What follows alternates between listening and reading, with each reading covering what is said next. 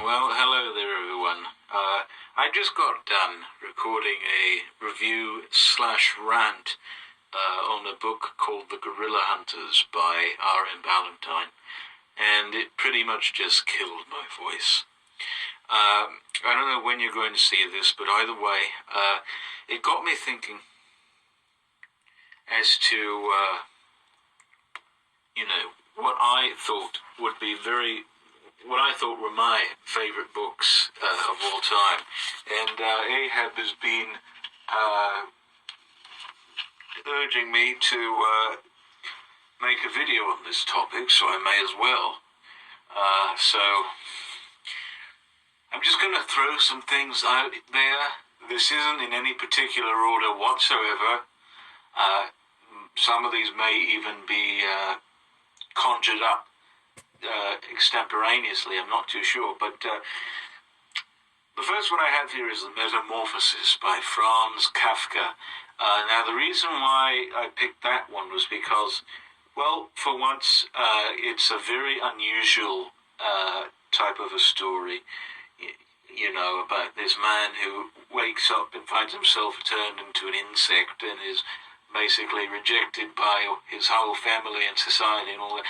And that's one aspect I like about it, but also it can be read in several different ways.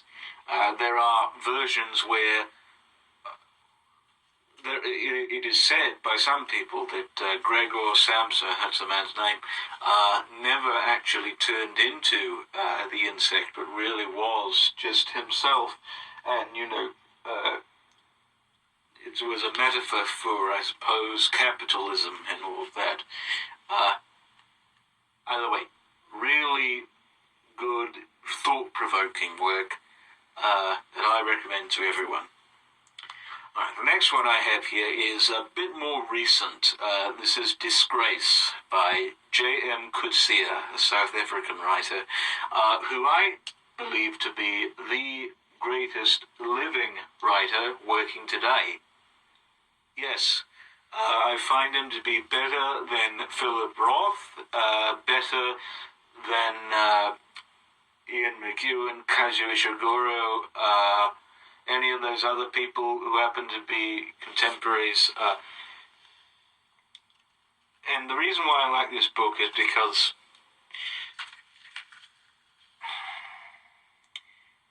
with such, brutal realism, he portrays a South Africa that is on the fringes of becoming the new South Africa, or rather, I suppose, has remnants of the old in it, and is just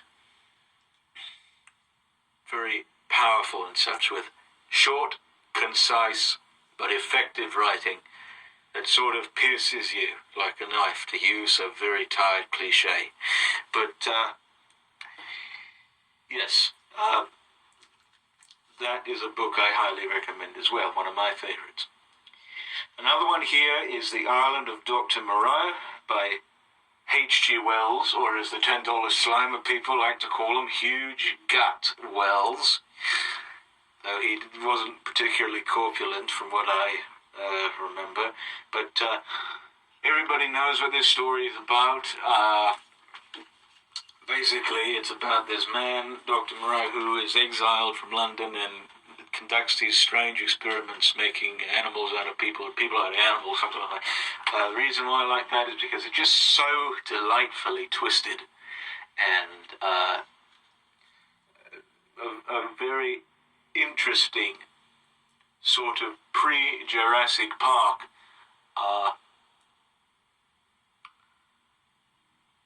evocation of, not of how, if we played God, we would be, I suppose, be ushering in the apocalypse or something of that nature. And the movie version I don't think is very good, but this novel I believe deserves to be read. It's my favourite Wells novel out of all of them. I haven't even read all of them, but so far it's that one. The next one is a recent favourite that is not too well known. It's Fifth Business by Roberts and Davies. I've talked about Roberts and Davies before. He was a Canadian novelist, and I reviewed his Salterton trilogy and such, and he's most famous for this book in particular. This book is just such a wonderful, engaging, philosophical,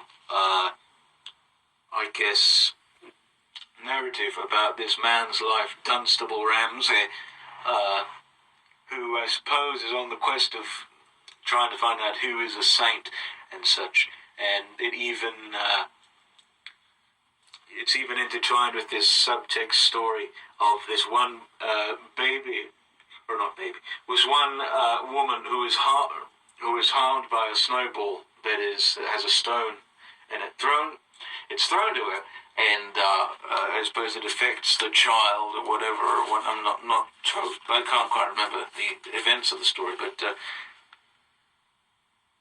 just how wonderful and detailed it is, and just the whole Jungian aspect to it too is just very irresistible to me. So that's another. Another recent favourite of mine is Green Mansions by William Henry Hudson, or W.H. Hudson. I've already talked about how much I love that book. Basically, it's a very simple story about this one man who is a refugee from Venezuela. He goes down to the rainforests of Guyana and finds this jungle girl named Rima, who is essentially the last of a race of spectral people of little known origin. And basically, the tale itself is very riveting and written quite well, and just the interactions between this character and Rima are just very endearing and such, and I found myself thoroughly gripped throughout. Another book here is Heart of Darkness by Joseph Conrad. Everybody knows this book. It's what inspired Apocalypse Now. Colonel Kurtz and all that business. I need not say much about it, but the reason why I like this book so much, I read it about, I think, 4 or 5 times, is that it has a lot to do with, I suppose, the tenuous divide between civility and savagery, and how really all of us can slip on either side with very little effort whatsoever, and basically what this does to people and such. And also it has one of my favorite lines in it, which actually is recapitulated in Peter Jackson's King Kong. We could not understand because we were too far, and could not remember because we were travelling in a night of first ages. Of those ages are gone, leaving hardly a sign and no memories. We are accustomed to look upon the shackled remains of a conquered monster, but there you could look at a thing monstrous and free. That is just unforgettable.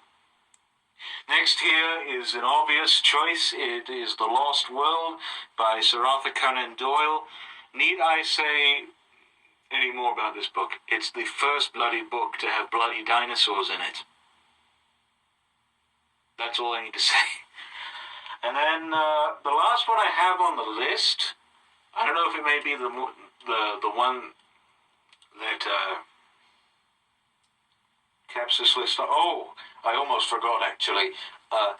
We got Brave New World here by Aldous Huxley. Everybody knows that it's a dystopian type of a novel, which I think very much to be more prescient than 1984, and to be more truthful in that effect. 1984, I think, can go carpet because it's a bit tedious and such, and really the book itself, for its length, has already been told in this final book that I'm going to mention, which is Animal Farm by George Orwell. This book may very well be my favorite book of all time.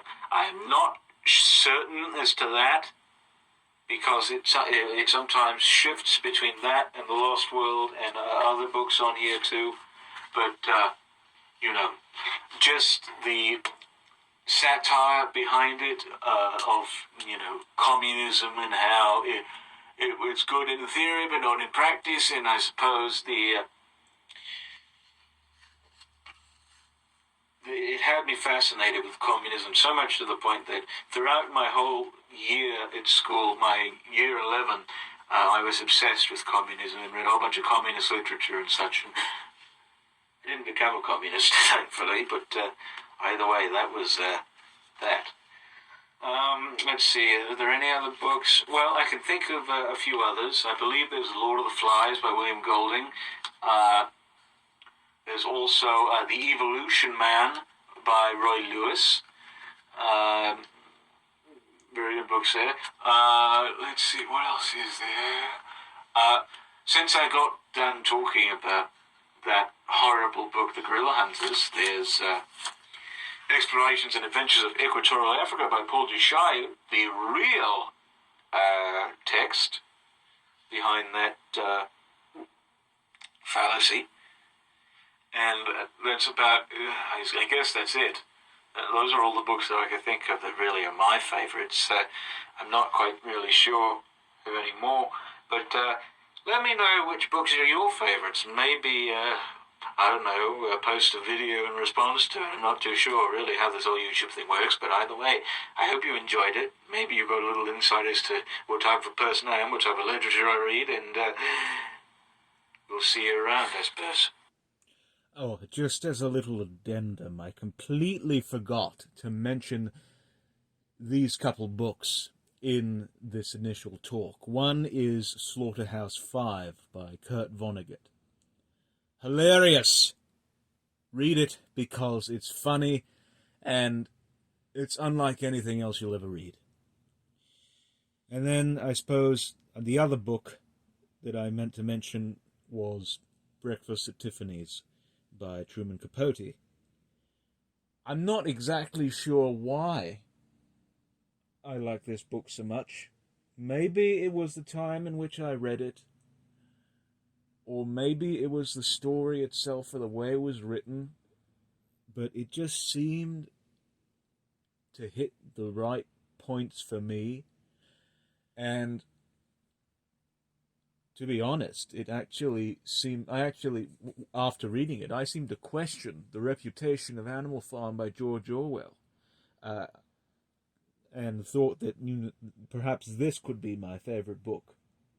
I've only ever read it once, and it's just phenomenal. I've not seen the film with Audrey Hepburn. I know I need to, like a smattering of other films that Logan's recommended me, but it will be in an eventuality. Anyhow, that's about it. I hope you've enjoyed, and we'll see you soon.